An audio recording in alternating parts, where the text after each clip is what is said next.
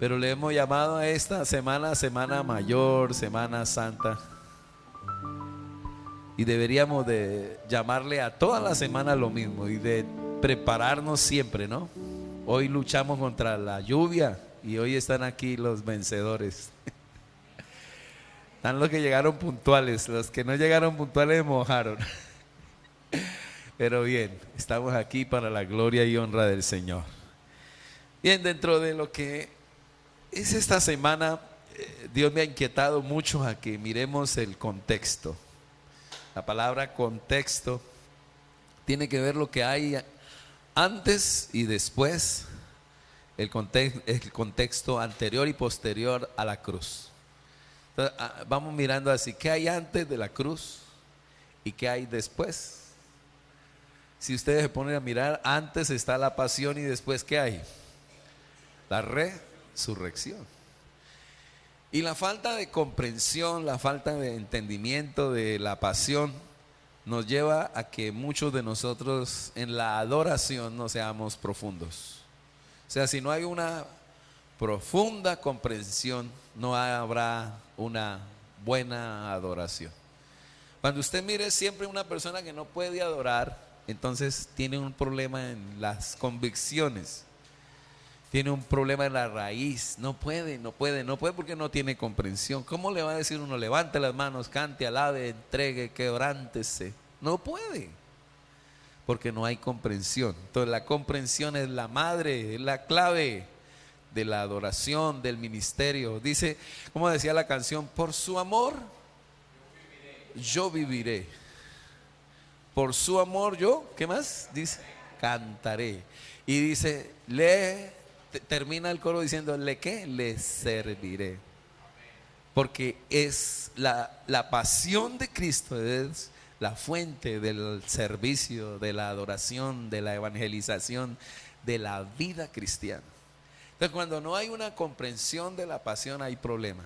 Va a haber un problema en la vida de ese creyente. Aún es muy difícil creer que sea salvo, porque lo que produce la salvación es la comprensión de esa cruz, de lo que hizo Cristo por nosotros, y ahí es donde hay una intervención divina del Espíritu Santo para la salvación. Bien, frente a eso vuelvo a hablar del contexto. Quiero que hoy tengamos un texto especial que está en Mateo 26. Los que no han comprado el devocional pueden hacerlo con el pastor Oscar. Y esta semana hemos estado trabajando eso. Miren lo que dice el 26, miremos el contexto anterior. Es una pauta exegética en lo que tiene que ver con la investigación, la exégesis de lo que tiene que ver con lo que es la cruz de Cristo. Es una herramienta que nos ayuda, ¿no?, a comprender más lo que hizo Jesús. Y es el contexto, la herramienta del contexto, donde usted dice, bueno, ¿qué fue lo que pasó antes? El antes de la cruz.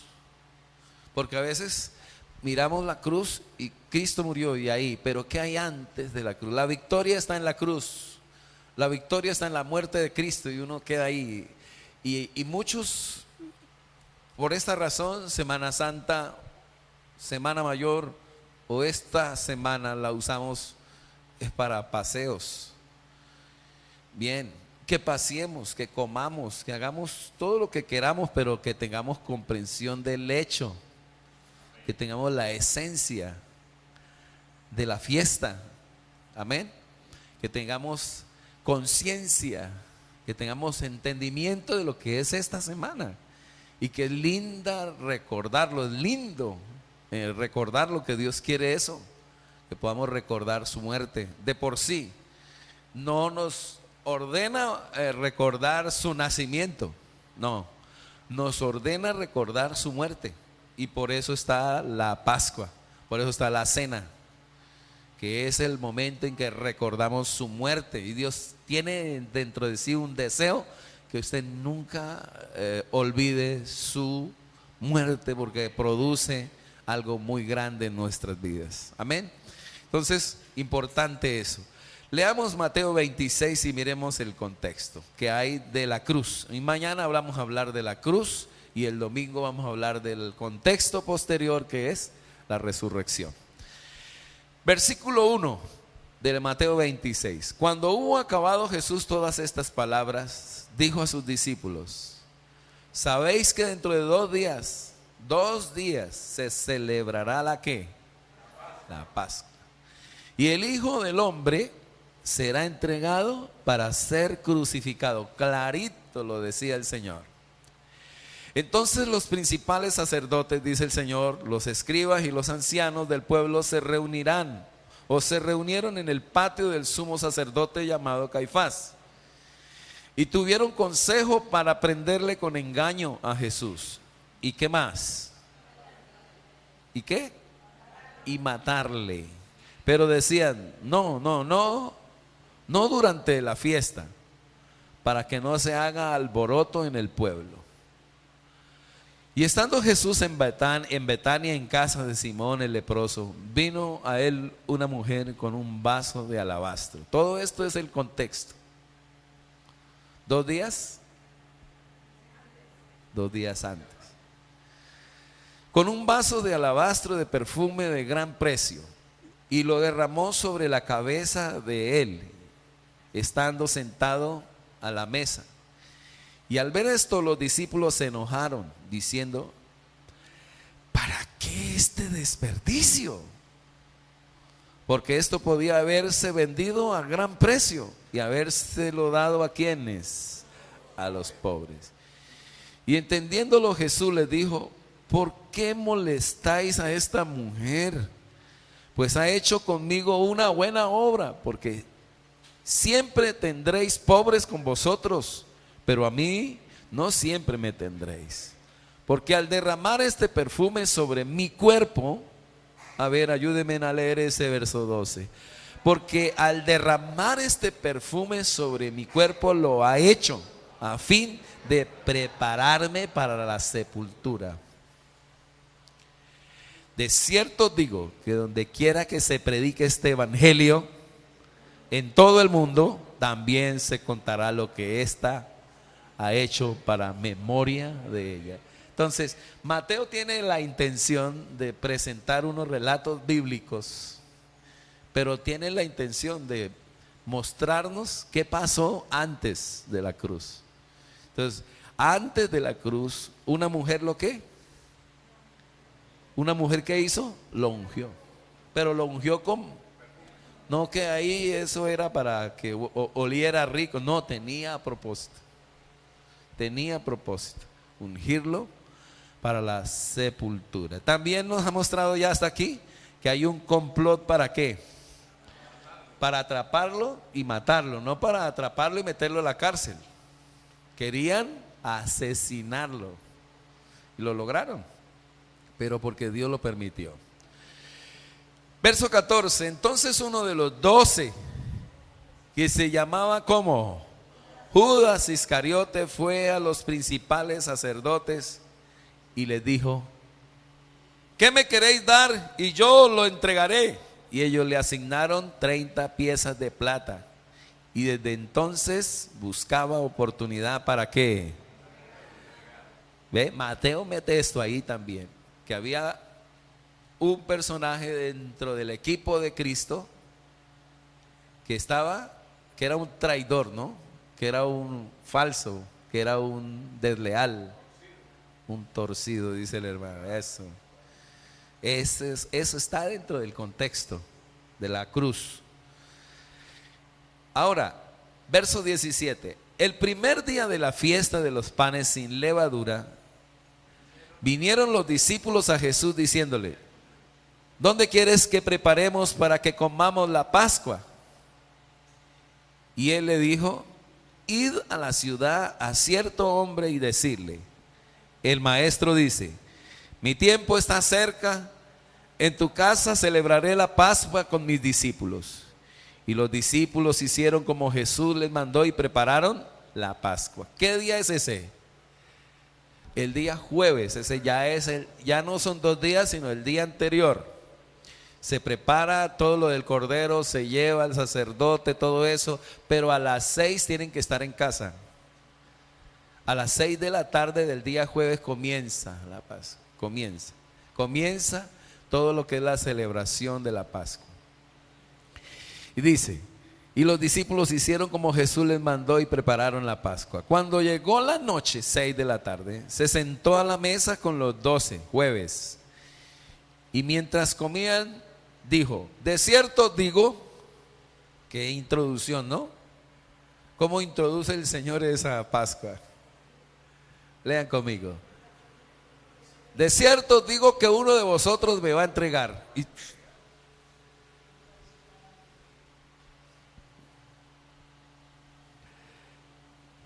Y entristecidos en gran manera comenzó cada uno de ellos a decirse, ¿soy yo, Señor? Entonces él respondió, dijo, el que mete la mano conmigo en el plato, ese me va a entregar. A la verdad, el Hijo del Hombre va, según está escrito de él, tiene que morir. Está escrito, todo el Antiguo Testamento está escrito de que Él es el Mesías Salvador, que Él es el Cordero de Dios, que Él es el sustituto, que Él es el que va a morir, que Él es la profecía, que cada vez que hacían la Pascua, cada vez que el pueblo de Israel hacía la Pascua, estaban profetizando de que vendría un Mesías, un Cordero. Por eso cuando Juan lo mira dice, ahí, ese es. ¿Qué? ¿Él es quién? El Cordero de Dios que quita el pecado del mundo. Dice ahí, versículo 24, a la verdad el Hijo del Hombre va según está escrito de él, mas ay de aquel hombre por quien el Hijo del Hombre es entregado. Bueno le fuera a ese hombre, no, a ver, y ahí estaba Judas, ¿sí o no? ¿Cómo se sentiría Judas? Hombre, yo ahí, ¿qué hubiera hecho usted ahí? De una vez se arrepiente, uno me pilló, me pescó.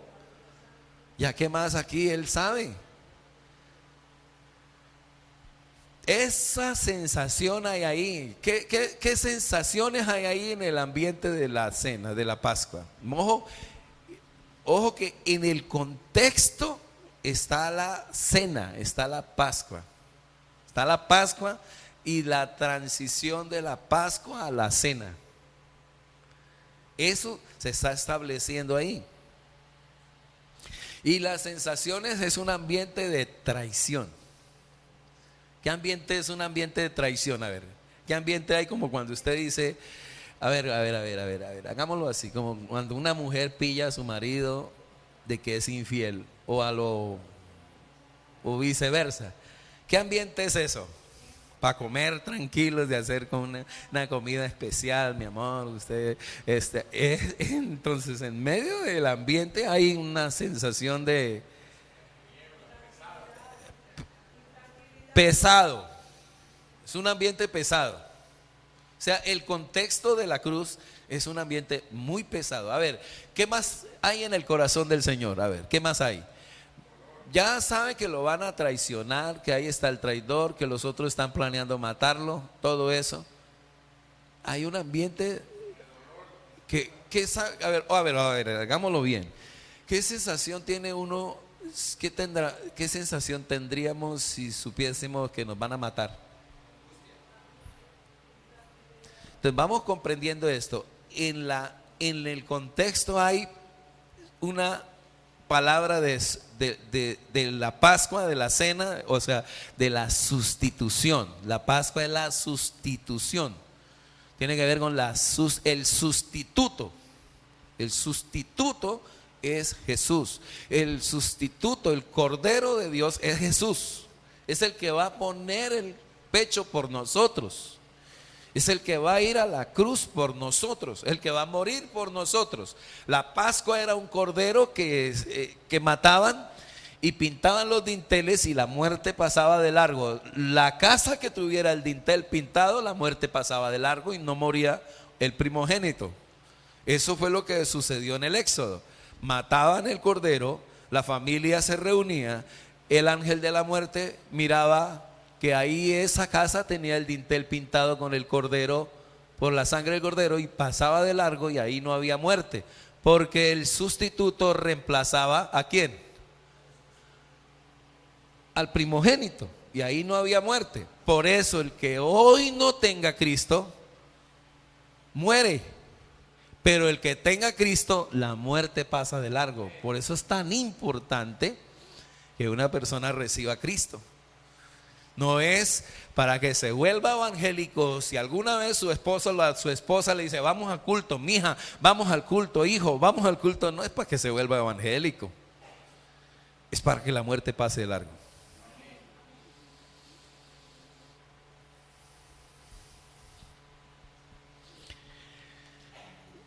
¿Qué está diciendo, pastor? Si la muerte no pasa de largo, tú pagas. Tú mueres. Pero si la muerte pasa de largo es porque está la sangre del Cordero ahí. Y hoy la sangre del Cordero de Jesús es recibir a Cristo. Cuando el ángel de la muerte pasa y en ti, en tu intel, en tu corazón está Jesús, pasa de largo. Pero si no, pagas. Haga de cuenta que es una deuda que hay que pagar. El pecado se paga porque se paga. Es como las deudas de los bancos, ¿no? Qué bonito sería, Señor, quedó exonerado de la deuda del banco. A partir de hoy no pague más. ¿Cuánto le ha llegado esa noticia? Levanten la mano. ¿Paga? No, que tengo unas, ¿cómo es que le llaman a eso? Los embargos. Tengo eso, la hipoteca, tengo una casa, pero paga. De la misma manera, la paga del pecado es la muerte, sea de Cristo si lo tienes, si no, tú mueres. Es de vida o muerte. Bueno, se está estableciendo eso en la Pascua, pasar de largo. Diccionario, Pascua, 2 puntos, significado, pasar de largo. ¿Qué es Pascua? Que el ángel de la muerte pasa de largo y ellos celebraban. Entonces se celebraba la Pascua. ¿Qué significaba la Pascua? Que había alguien que predicaba, que alguien que enseñaba y los niños estaban ahí y todos los niños recibían el mensaje de la Pascua. ¿Qué era la Pascua? El ángel pasa de largo cuando las 10 plagas llegaron. La última plaga fue la de los primogénitos. Y el padre de familia se reunía con todos sus hijos y ellos, a ver, usted en ese tiempo, si hubiese sido judío o es judío, o aún en este tiempo de 10, de 20, de 30, de 40, de 50, de 60, de 70, de 80, sabía que es la Pascua. ¿Sí ve? Sabían que era la Pascua, que era el día en que el ángel de la muerte había pasado de largo. Y no había habido en esa casa muerte. Hoy en día se habla de la cena y de la Pascua y uno está pensando así. El año pasado fui a Girardot, el año antepasado fui a Melgar, el año tras así fui a Cartagena y allá comí pescado y allí comí carne, y allá casi me pego, allá casi me caigo, allá. ¿Y cuáles son los pensamientos que tenemos nosotros frente a la Semana Santa? Pero ellos sí sabían que era la Pascua. Ellos sí se sabían que se celebraba en este tiempo, en este momento. Bien, miremos. Versículo que vamos. Entonces respondiendo Judas, el que le entregaba, dijo, ¿soy yo, maestro? Le dijo, ¿qué le dijo el Señor? Hombre, ahí ¿qué quiere decir eso? Ya era claro, ¿no? Pero había un ambiente de que no había comprensión de que él era el traidor. Aquí Mateo escribe 20 años después. ¿Me entiende? Mateo escribe después todo esto. Pero en ese día todos estaban confundidos. O si no, ahí ahorcan a Judas. Ellos mismos no lo comprendieron. Y mientras comían, versículo 26, tomó Jesús el pan. Entonces, en medio de la Pascua, en medio de esta ceremonia, en medio de esta fiesta patria, algo pasa. En medio del himno nacional pasa esto. Tomó Jesús el pan y bendijo y lo partió y dio a quienes, a sus discípulos y dijo: tomad, comed, esto es mi cuerpo. Y tomando la copa y habiendo dado gracias, les dio diciendo: bebed de ella todos, porque esto es ¿qué?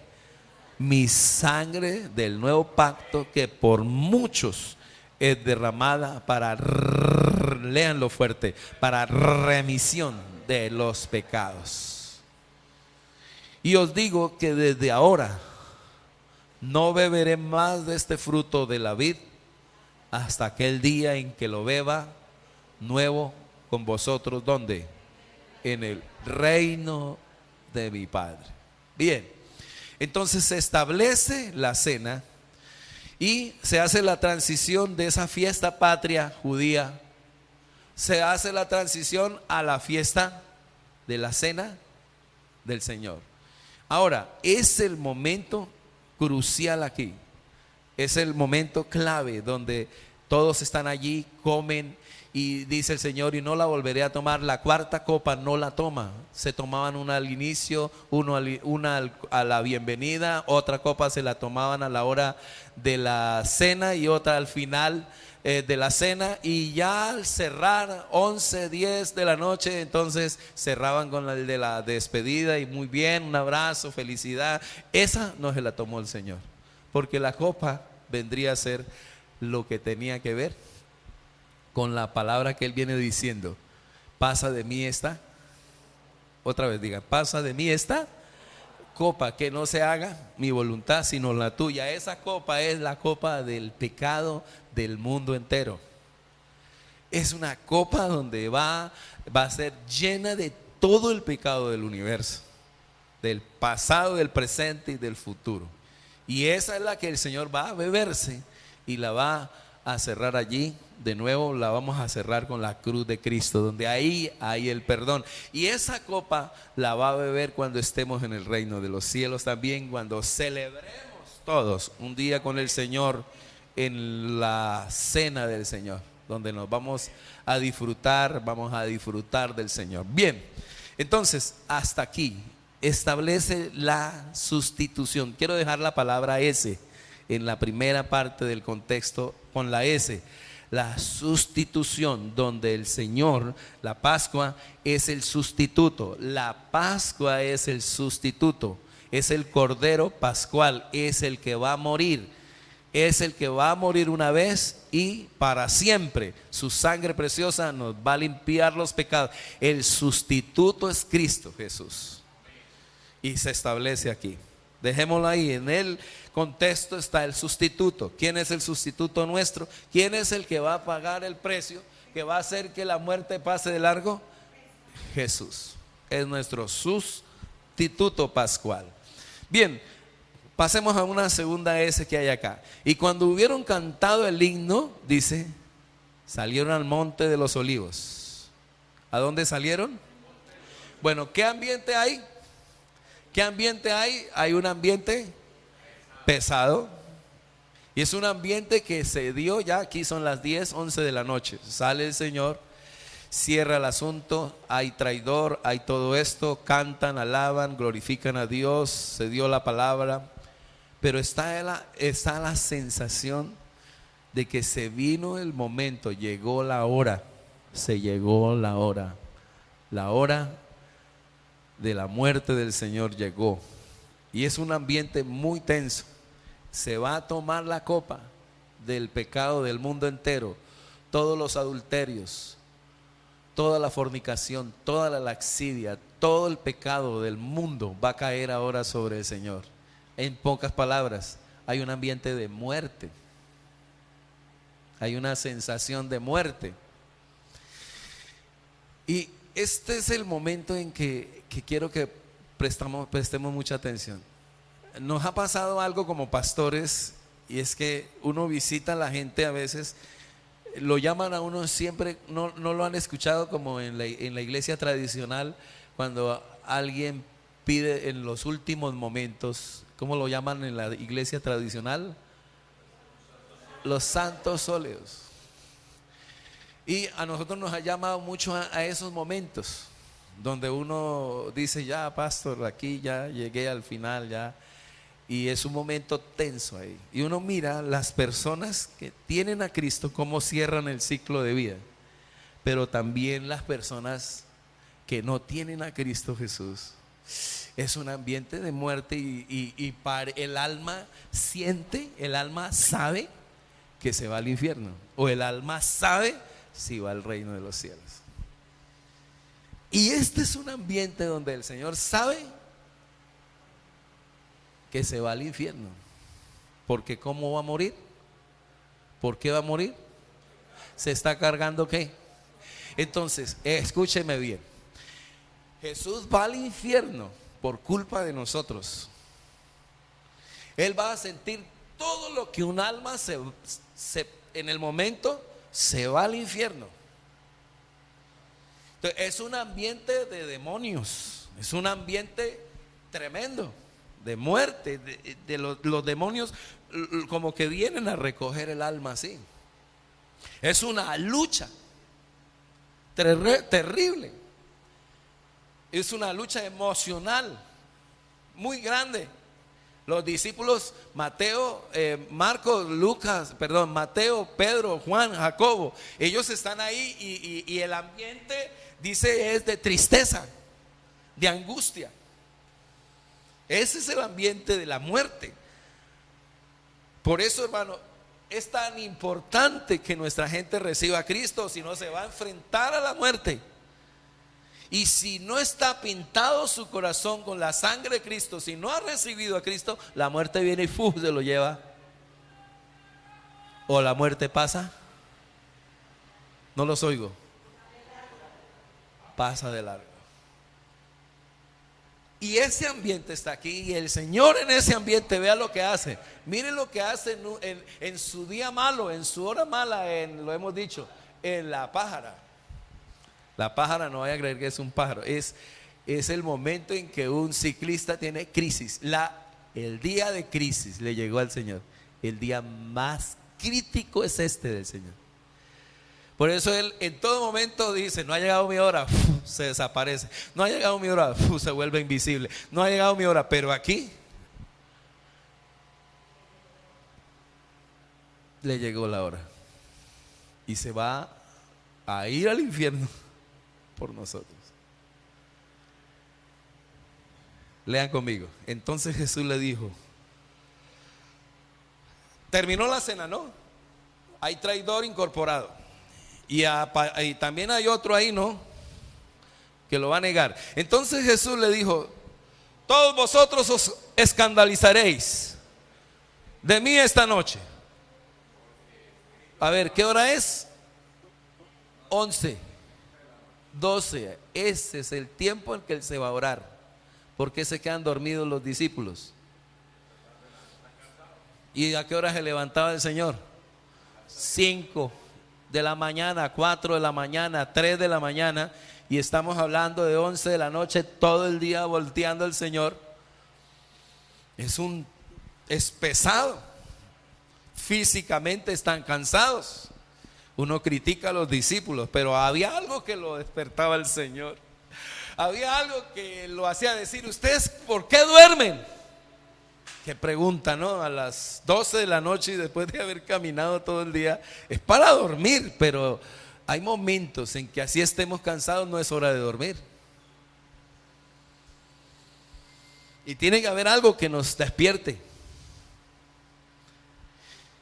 Entonces Jesús les dijo, todos vosotros os escandalizaréis de mí esta noche, porque escrito está, heriré al pastor y las ovejas del rebaño serán dispersadas. Pero después que haya resucitado, iré delante de vosotros, ¿a dónde? A Galilea.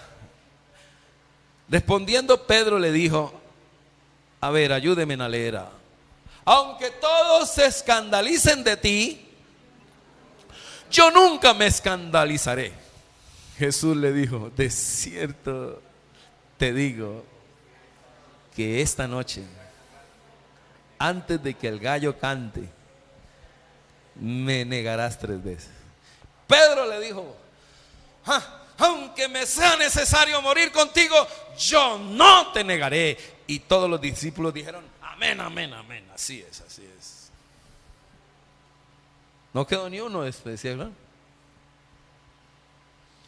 Entonces llegó Jesús con ellos a un lugar. A ver, entonces, ¿qué hay más en el contexto? Está la traición, pero está también la ¿qué? La negación de uno de los mejores de sus discípulos. Entonces llegó Jesús con ellos a un lugar que se llama, ¿cómo se llama? Getsemaní. Dejemos una palabra aquí, el secreto de la pasión de Cristo. La primera era la sustitución. Amén. El sustituto que es Jesús. Está la Pascua ahí en el contexto. Pero aquí vamos a poner el secreto de la pasión de Cristo. ¿Cuál es el secreto? Y solo voy a dejar hasta aquí porque el tiempo se acabó. Los hermanos de la virtualidad estamos acostumbrados de 5:30 a 6:30. Y quedan 3 minutos. Entonces, a ver, entonces Jesús llegó a un lugar que se llama Getsemaní y dijo a sus discípulos: sentaos aquí entre tanto que voy a qué, allí a qué, y oro. Voy allí y oro. Y tomando a Pedro y a los 2 hijos de Zebedeo, a ver, miremos esto, miremoslo bien. El ambiente es muy pesado y aquí es donde más se muestra lo pesado que está el ambiente. Lean conmigo, 12 de la noche. Entonces Jesús le dijo, versículo 38, ¿están ahí? Mi alma está muy ¿qué? Usted, en las pautas exegéticas hay una pauta que usted nunca puede pasar de largo cuando está predicando o está preparando un sermón, y es la sensación, el tono, el sentimiento del texto. Y el tono, el sentimiento aquí del texto es mucha tristeza. Hay mucha angustia en el corazón del Señor. O sea, es un ambiente totalmente pesado. Claro, la muerte, por eso está la muerte ahí. Está un espíritu de muerte ahí. Se los va a llevar. Y todos los demonios, todo el sistema diabólico viene a atormentarlo ahí. Y es el momento en que solo él tiene que enfrentarse al diablo, a los demonios, a la muerte y al infierno. Esto es lo que nunca puede pasar con ninguno de nuestros seres queridos. Seríamos muy malvados nosotros si permitiésemos que alguien de nuestra familia enfrente esto solo, sin Cristo. Seríamos muy malvados si no evangelizamos. Deberíamos de gastar toda la plata en evangelismo, todo lo que Dios nos ha dado en evangelismo.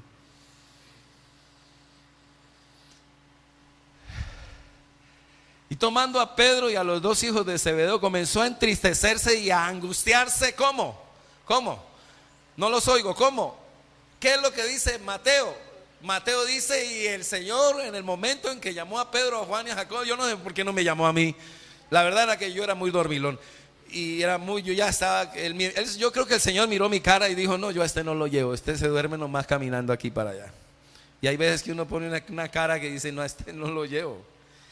Pero Mateo vio que el Señor estaba muy ¿qué? Angustiado, triste. Hasta, dice, mi alma está muy triste. El verso 38, entonces Jesús les dijo, mi alma está muy triste. ¿Hasta dónde? Hasta la muerte. Quedaos aquí y velad conmigo. ¿Qué hace el Señor en el momento de tristeza, de angustia y de dolor? Orar. Por eso el secreto de la pasión de Cristo es la oración. Es el secreto que nos da el Señor para enfrentar las crisis, las circunstancias, las adversidades. Es orar. Y Él escoge los mejores para orar. Se le quedan dormidos, pero los escoge y les abre el corazón. Abre el corazón, les abre el corazón, les abre el corazón, les abre el corazón, les abre el corazón. Y a veces nosotros morimos solos en la angustia. Nos encerramos, no llamamos a nadie, no le decimos a nadie. Y el diablo aprovecha ese momento para decirle: suicídate, quítate la vida, tú no vales nada. Y el Señor dice: no, Pedro, Juan, Jacobo, vamos, ayúdenme a orar, estoy mal, estoy mal. Y Dios hablando: estoy mal, estoy mal. Humanamente el Señor estaba mal. Velad conmigo. Quedaos aquí, velad conmigo. Velad conmigo. La orden, ¿no? 39. Yendo un poco adelante, se postró sobre su rostro. A ver, ayúdenme, dice, orando, diciendo: Padre mío, si es posible, pasa de mí esta copa, pero no se haga como yo quiero, sino como tú. ¿Qué quería el Señor? Que pasara de largo. No hay otra forma para salvar al mundo.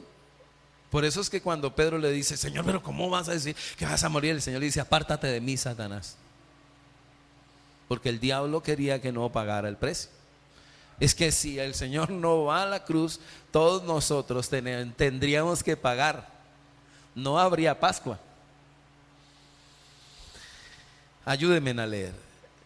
Versículo 40. Vino luego a sus discípulos y los halló ¿cómo? Durmiendo. Ya dijimos porque estaban con sueño, ¿no? Y dijo a Pedro, ayúdenme a leer eso. ¿Cómo cree que le dijo? Así que no habéis podido velar conmigo una hora. A ver, el tono de ahí, ¿cuál sería mejor? Entonces leámoslo, a ver, ayúdeme. Dice: vino luego a sus discípulos y los halló durmiendo y dijo a Pedro: así que no habéis podido velar conmigo una hora, de 12 a 1.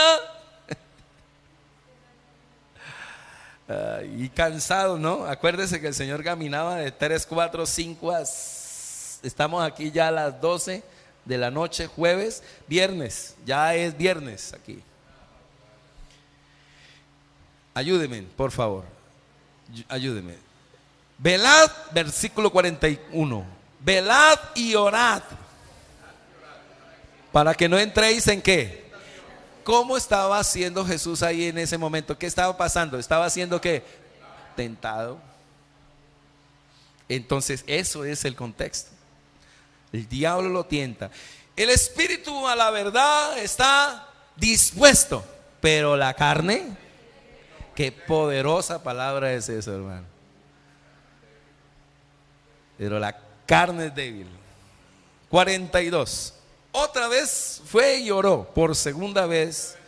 A ver, dice segunda vez.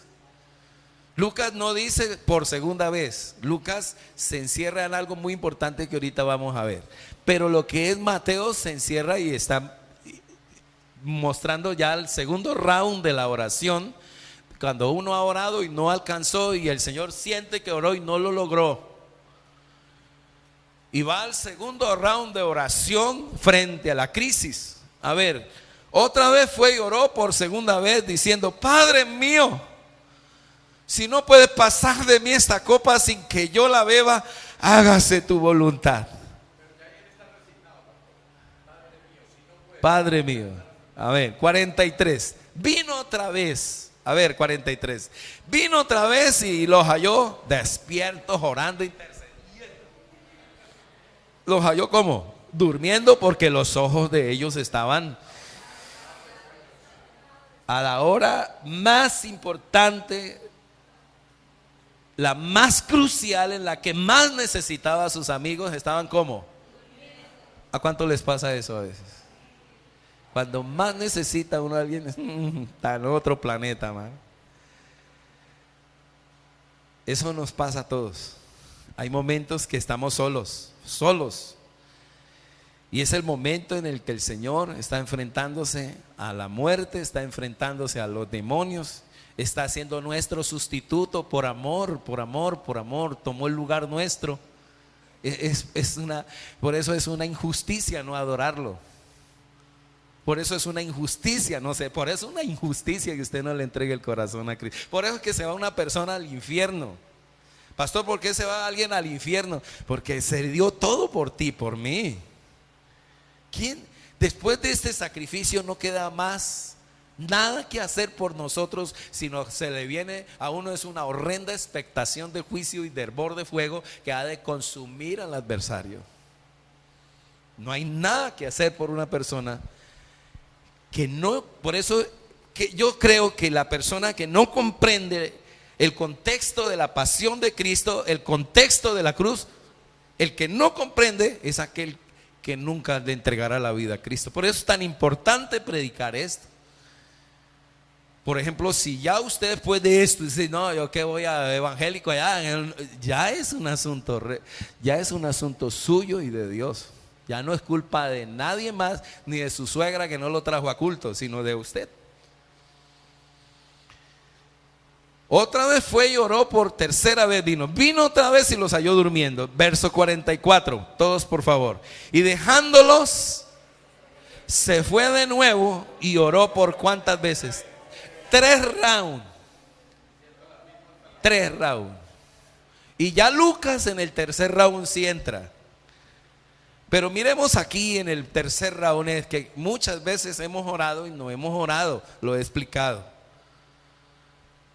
Porque a veces frente a ese suceso de crisis nos gana la angustia y no entramos al reino de los cielos, no entramos en oración a la presencia de Dios. Es muy importante orar hasta orar. Y en medio de las crisis, la única fórmula y poderosa, secreta fórmula que hay para vencer los días malos es la oración profunda, agónica, intensa. A veces tenemos la oración del rapidol. ¿Cuál es la oración del rapidol? Tengo un asunto y Padre nuestro que estás en los cielos, santificado, amén, amén, amén, tan, y se va. Hasta se persina el hermano del afán que tiene. Otros hacen oración y pasan allí, pero no han orado, se duermen. Sí, amén, aleluya, gloria a Dios. O los hermanos que a veces me apoyan a las 5:30 están con el celular prendido escuchando la oración. Levante la mano. Están con la mano así, levanta la mano. ¿Cuántos dicen amén, amén, amén, aleluya? Pero no se levantan, la almohada todavía la tienen aquí. Eso es ahí. Cuando me piensan, se quedaron dormidos. A lo Pedro, a lo Juan y Jacobo. Es importante, hermano, que oremos de verdad. Y dice, yo estuve en la oración, pero me dormí, pastor. No oró, porque la oración trae transformación. Por eso, personas que dicen, yo estuve orando, la oración afecta el carácter. La oración profunda afecta el ser. Mire, afecta. Es tan poderoso este tiempo que es sin Getsemaní no hay pasión, sin Getsemaní no hay cruz. Repito, sin Getsemaní no hay cruz. Jesús no hubiese aguantado. Jesús explotó aquí en el tercer round, se explotó. Lucas dice que la sangre brotó de sus células, se explotó. Y el sudor se mezcló con la sangre y dice que su sudor era como gotas de sangre. En el tercer round explotó de la angustia y entró a la presencia de Dios y conquistó. Dije que conquistó ahí venció. Ahí se vence la traición, ahí se vence todo lo que le venían haciendo, ahí se vence lo que se le va a venir, ahí se vence todas las debilidades, se vence la adicción, se vence los pecados, se vence todo. Ahí es donde usted cambia, se vuelve gentil, se vuelve amable, el esposo cambia, la mujer cambia. Ahí es donde todos cambiamos, ahí cuando explotamos en la oración secreta. No se vaya a dormir, hermano, o bueno, duermas, pero entienda la clave, entienda el secreto. Aquí fue donde el Señor venció la cruz. A veces quedamos en el primer round, a veces en el segundo y nos vamos. Y a veces llevamos meses que no entramos a la presencia de Dios, pero que vamos a culto. Entonces, en el contexto de la cruz, hay un secreto. ¿Cuál es el secreto? La oración, pero más profundo, la oración intensa.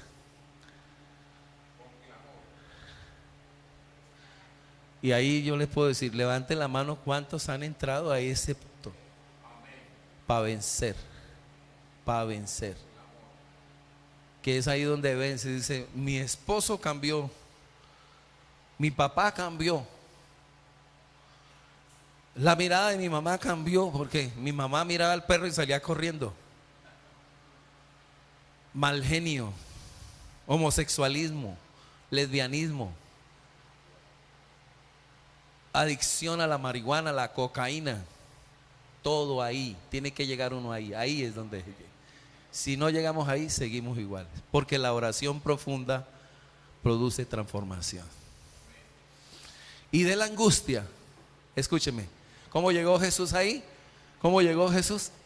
Angustiado, entristecido, pero cuando entró a la presencia del Señor, a donde se multiplican los panes, yo siento que me están comprendiendo, donde los panes se multiplican. Cuando usted entra ahí, ahí es donde y ahí sobreabundancia.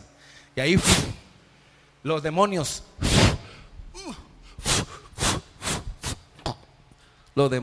Satanás no pudo.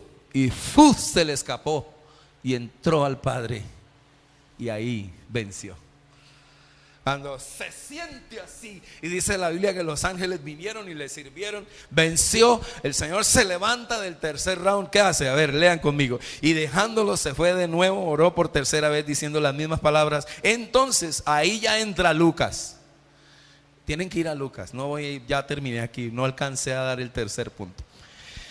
Y dice, entonces vino a sus discípulos, les dijo, ¿qué les dijo? Dormid ya y descansad. He aquí ha llegado la hora y el Hijo del Hombre es entregado en manos de pecadores. Levantaos, vamos, ved, se acerca. ¿Quién se acerca? ¿Quién se acerca? Judas y la tromba que traía, la tropa, o dice la turba de soldados que venían a maltratar. Y es la tercera S que dejo para mañana, el sufrimiento. ¿Cuál es la primera? Sustitución. La segunda, secreto. Y la tercera, mañana hablamos del sufrimiento. Amén. ¿Qué nos puede dejar este contexto? Que no le fue fácil al Señor, ¿no? Darnos la salvación. Esto lo tiene que producir en nosotros. El contexto de la pasión, el contexto de la cruz de Cristo tiene que producir en nosotros compromiso.